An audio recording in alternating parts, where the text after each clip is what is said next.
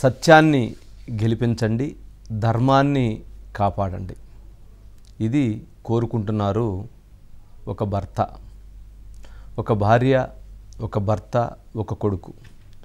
ఆ కుమారుడికి, ఆ కొడుకుకి తండ్రి ఎవరు అని అడుగుతున్నారు ఆ భర్త. ఇది ఈ అంశం విషయంలో రాష్ట్రవ్యాప్తంగా గత 2 రోజులుగా సంచలనం జరుగుతున్నటువంటి అంశం. ఈ విషయంలో ప్రధానంగా ఎవరైతే మెంబర్ ఆఫ్ పార్లమెంట్ విజయసాయిరెడ్డి గారి యొక్క పాత్ర పైన, అదేవిధంగా అనేక వివాదాలు వచ్చినటువంటి నేపథ్యంలో ఈ అంశానికి సంబంధించి చాలా ప్రాధాన్యత సంతరించుకుంది.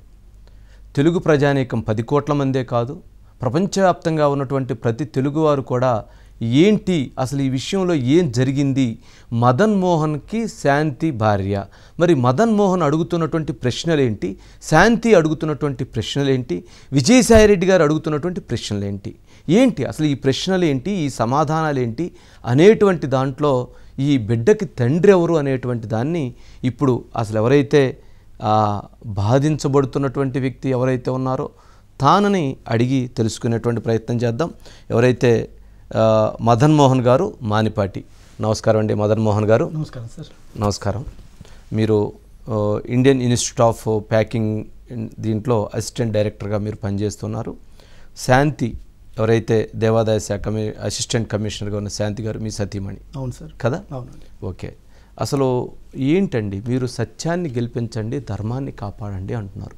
ఎందుకు సత్యాన్ని గెలిపించమని అడుగుతున్నారు, ఏంటి సార్? గత జనవరి 3rd I remember as per the passport పర్లేదు చెప్పచ్చు.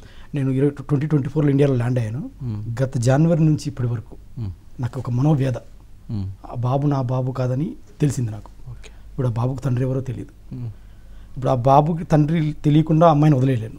ఎందుకంటే రేపొద్దున ఆ బాబు పెద్దగా అయ్యి వీళ్ళెవరు హక్కును చేర్చుకోకపోతే అసలు తండ్రి రేపొద్దున ఫ్యూచర్ కాంప్లికేషన్స్, కన్ఫ్యూజన్ చాలా క్రియేట్ అవుతాయి.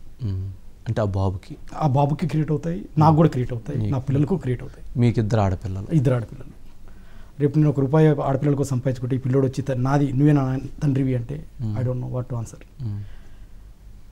ఫ్యూచర్లో వచ్చి కాంప్లికేషన్ కన్నా ఇప్పుడే DNA టెస్ట్ చేసుకొని ఆ బాబుకి తండ్రి ఎవరో, అటు శాంతి కాలింగిరి గారైనా అటు అసలు తండ్రి అయినా ముందుకొచ్చి టెస్ట్ చేసుకొని ప్రూవ్ చేసుకుంటే వాళ్ళ ఇంటిగ్రిటీని, that is good for the society. It's a good signal for the society.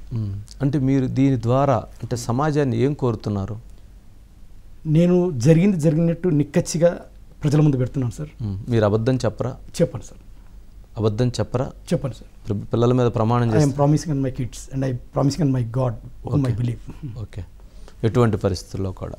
ఎటువంటి పరిస్థితుల్లో, ఎస్పెషల్లీ ఇటువంటి కాంటెక్స్ట్లో I don't want to mislead or give any misdirection. అంటే ఇప్పుడు మనం డిబేట్లో ఏదైతే మనం మాట్లాడుతున్నామో దానికి, ఆ మాటలకి, ఆ వ్యాఖ్యలకు నిలబడి ఉంటారా? పోరాడతారా? మధ్యలో ఎక్కడైనా బెదిరింపులు వచ్చాయని లొంగిపోతారా? లేదు సార్, లేదు. డబ్బులు ఇస్తే లొంగిపోతారా? లేదు సార్. పోరాడతారు. సార్. నాకు సత్యం గెలవడం ఇంపార్టెంట్ సార్. ఇప్పుడు నేను వచ్చింది శాంతి కాలింగిరి గారు నా శ్రీమతి, నా భార్య. చెప్తున్నట్టు ఏ 30 కోట్లు 75 కోట్లు కాదు ఇక్కడ టాప్. ఆబ్జెక్టివ్ అది కాదు. The objective is very clear. ఇది డబ్బుతో సంబంధించింది కదా, ఆత్మగౌరవానికి సంబంధించిన ఇష్యూ ఇది, సాంఘికపరమైన ఇష్యూ ఇది.